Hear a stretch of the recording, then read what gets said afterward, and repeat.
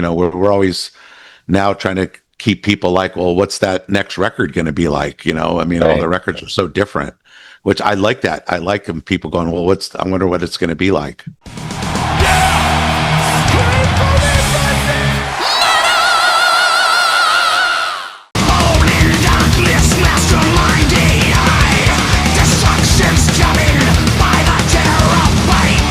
Mr. Chuck Billy, thank you for your time.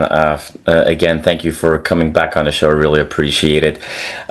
Para Bellum, Prepare for War is coming October 10th, and that is, as we're talking, roughly a month away. So I know that right now you just have to focus on a lot of press, and I'm sure that you have to look at a lot of Excel sheets and emails and all the kind of stuff. But even with all those tedious things, how are you doing right now? What's the excitement level right now? We're doing good. We're excited that the record's coming out. It's finally finished. It's getting near.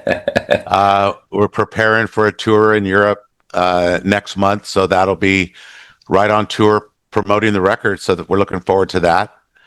The guys are planning to come to town here in a few weeks to start rehearsals. So we'll be rehearsing all month, getting ready for it, and that's it. Everybody's just at home doing press, getting ready to go.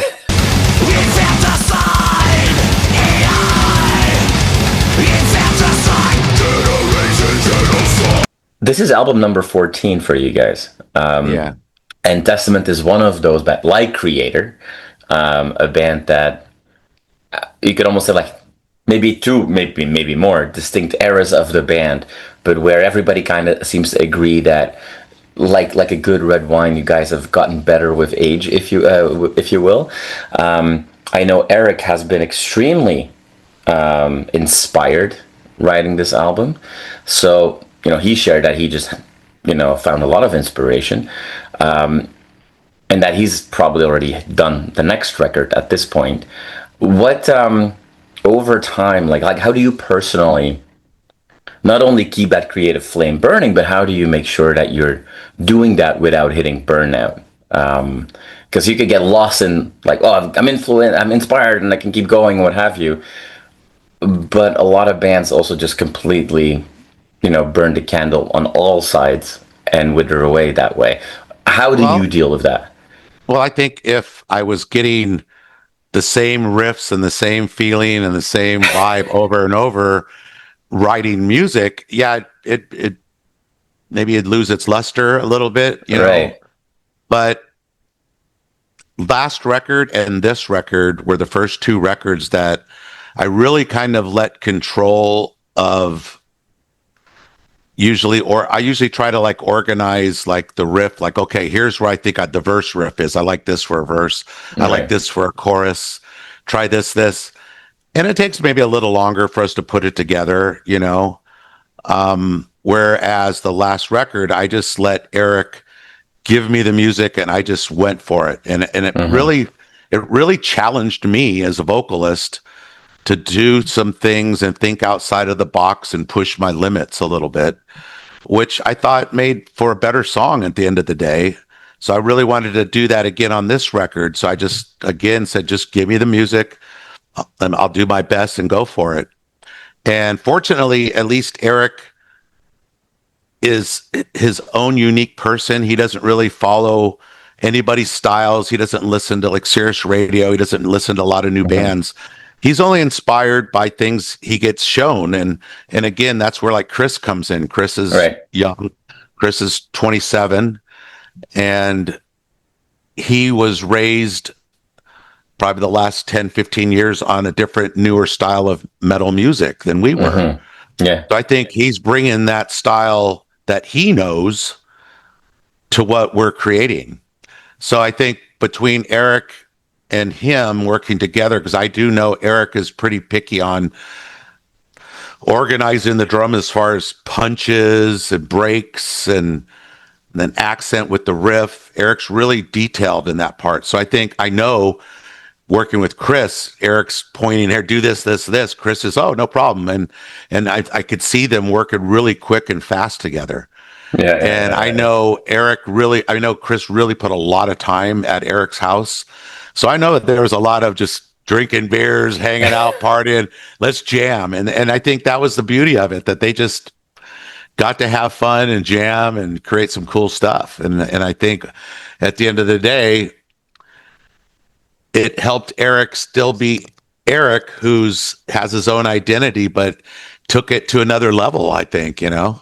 Yeah, I mean, I think you've described the sound of this album in a different interview as what was it? 1980s modern testament or something like that. Yeah. Is it as simple as we've got the legacy of Erik, and we've got the unexpected breakdown drumming of Chris mashed together, and that's where those two elements come from? Or are there other factors at play that make you feel that this is kind of like almost like making the circle round on this album, of getting some of that very early raw aggressive thrash with some more modern groove and approaches in other elements of the songs? Well, it does have the aggressive thrash. I just think, let's say Lombardo would have did this record with us, I don't think this would be the same record. No.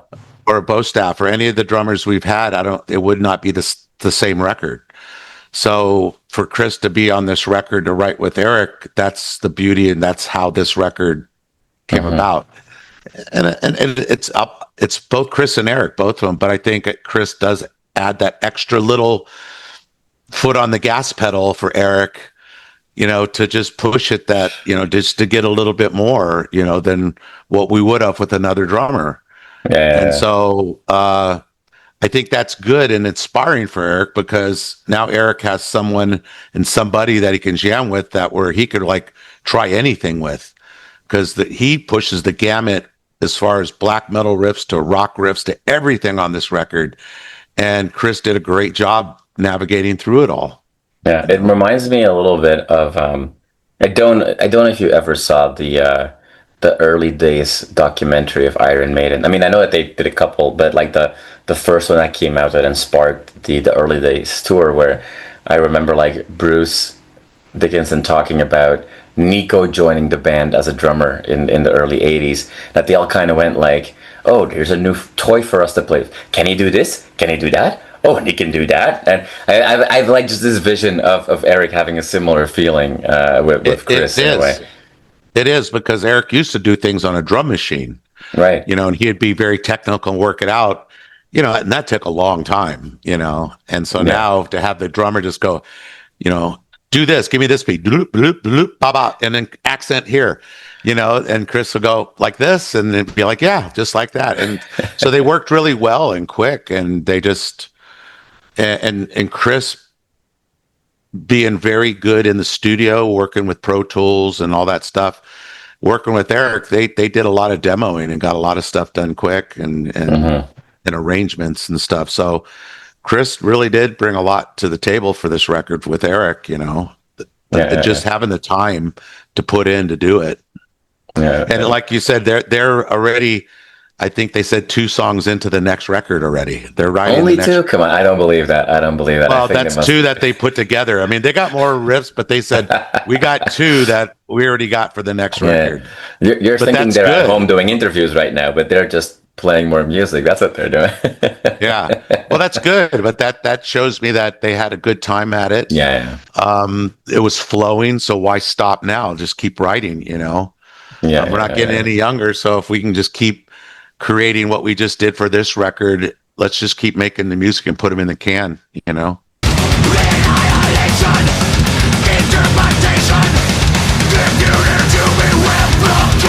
What if there was a time machine and you could take your album now to Chuck in 1987, and Chuck would listen to that as a teenager, basically?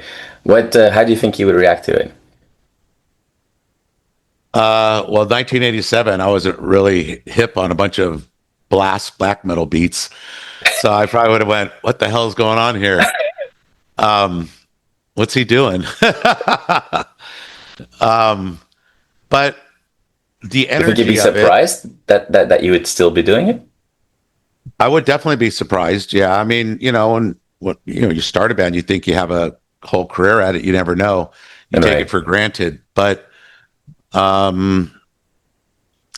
Yeah, I think definitely this record, if I had it back in '87, yeah, definitely would set up the band for a whole different career. Maybe I don't know that if I look at it that way, but I think the progression of Testament from what we started thrash band, progress into practice to writing more melodic, faster, heavier stuff, to just growing as a band and developing and being influenced by what's around you.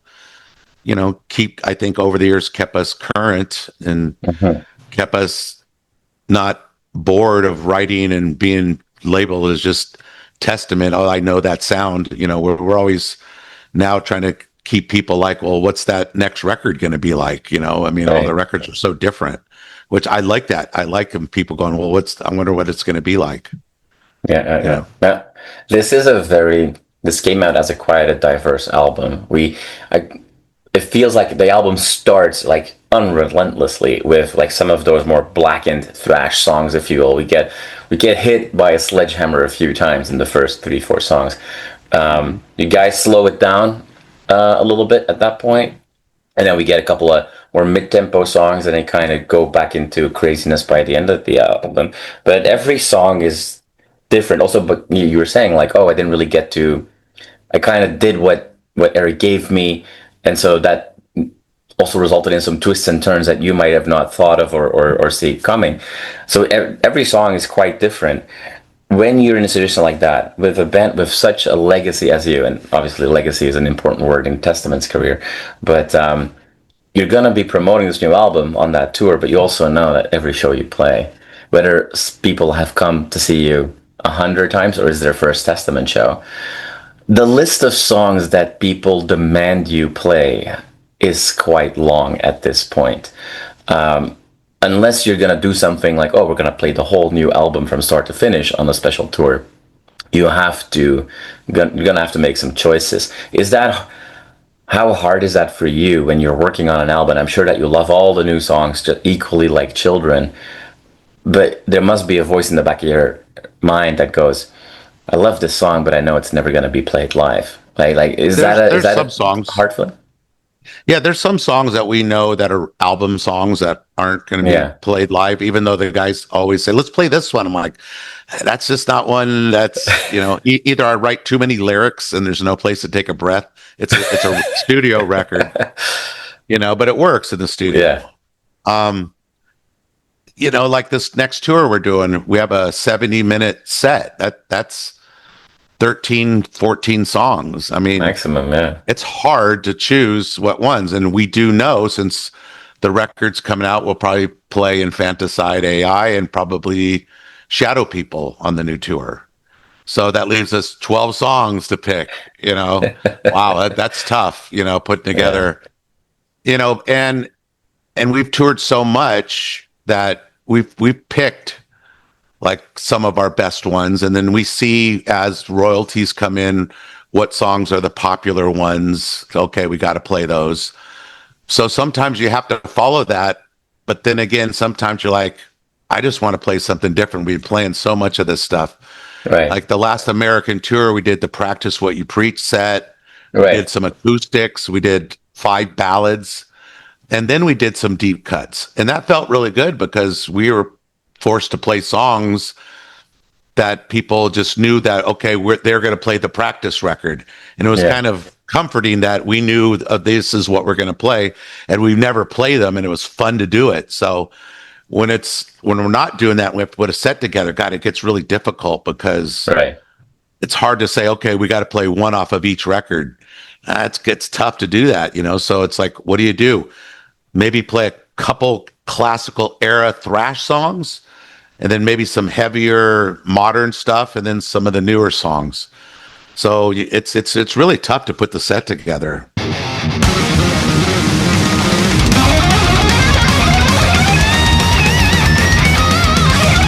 I want to go back to Chris and the new energy that you talked about that he's bringing, and like because he's basically what I hear you say is he's pushing Erik to do crazier stuff, and then Erik comes to you with new material that you then have to find lyrics for. Do you also, because you do quite a few different styles, like vocal styles on this album. Do you see like a direct influence from Chris on your experimentation with Not not vocal not styles? not vocally. I think it's more just musically. Okay, Because I do know, I just know Erik loves black metal. He loves that, he does do that, you yeah. know. So him putting those elements in, I'm not going to shoot him down. I like him. I like it giving us a different, especially when Chris does it so well. Um, But not 70 minutes straight. Not 70 minutes straight, but he does it where he needs to do it, Yeah, yeah, yeah, yeah, yeah. And the funny thing is that when we were writing the record, doing demos, um, I couldn't really hear Chris's double bass as well as I do once the record was finished. So once the record was mixed, I was like, whoa, I really heard the kick Mhm. drums and the drums really working well with the songs. Like, wow, he's doing some really good stuff. It's not overdone, but when he does it, man, it jumps out there, Yeah, yeah, yeah, yeah. like an Infanticide A.I. when that chorus comes in, it's just, wow, holy smokes. You just hear him hauling ass. The whole like the sound of this album came together quite well. It's not just Chris's drums, but like at the right spots. You also like so clear hear the bass guitar, for example, which is all like in thrash. It's almost sometimes stereotypical that you'll only hear the bass when there's like a bass solo section, in a way. Like you Well, specifically can pick it out, right? And with you that's the guys, tough it's not the part. case. We have Steve DiGiorgio. I mean, he's one of the best bass players on the Uh, planet. would be illegal And to bury him in a sound. well, I think it's the key to Testament sound is like during our live show, I usually go out to the front of house and make sure that the bass in Steve's tone is correct.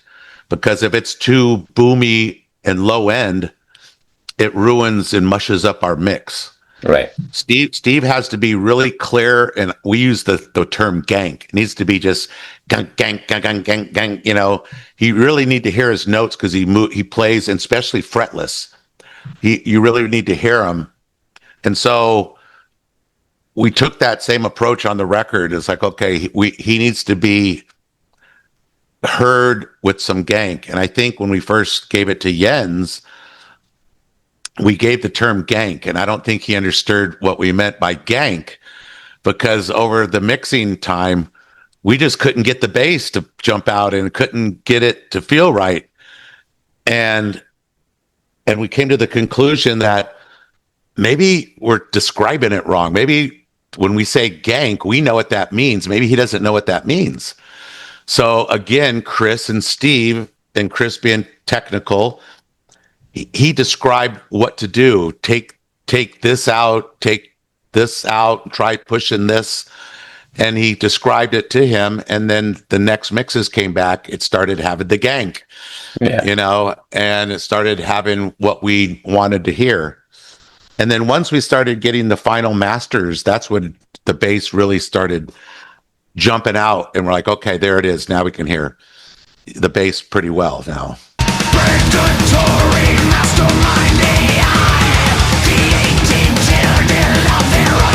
That's cool. Like you said a few times, like in between answers, like, it's all like there's a cool feeling for you that Testament is still relevant today, that you have evolved, that you do different things. As you look back, I mean, there's gonna be a bunch of young musicians watching this, especially guys and girls that want to start their own thrash band. Looking back, is there one thing that you like? Is one thing that comes to mind as a key lesson that you've learned through the highs and the lows? What should the next group of teenagers that want to strap a bass and guitars and drums around themselves and make some noise? What's the one thing you think they should take away from your experience? Pick one style of music that lights your fire and stick with it and perfect it and keep with it. Don't try to change with the times or what's current and popular and jump the bandwagons, because I've seen bands do that and people do that and it doesn't work. They really don't get an identity. So I think most bands, if you love a style, just keep playing and perfect it. Keep pushing it and expand on what you do. There you go. There you go. There you go. Chuck, it's always an absolute privilege to talk to you. I really appreciate it. I'm excited for this record to come out. It's such a fun one. I mean, your neck muscles are very sore after the first side of the vinyl, that's for sure. But then you guys give us some time to relax before the finale of the album puts us back into overdrive. It's going to be exciting to see those shows in Europe, legendary shows of legendary bands. I can't wait to see all the announcements for next year. I think you're going to go into another very busy year and a half with this cycle. I hope all the rehearsals go well so that you're ready for the tour. Thank you so much for your time. And I can't wait to see you again, whether that is for a next interview or again, at the History Stage in Toronto here or somewhere else. That would be awesome. So I look forward to that. Thank you so much for your time. Right on, Jasper. Have a good one.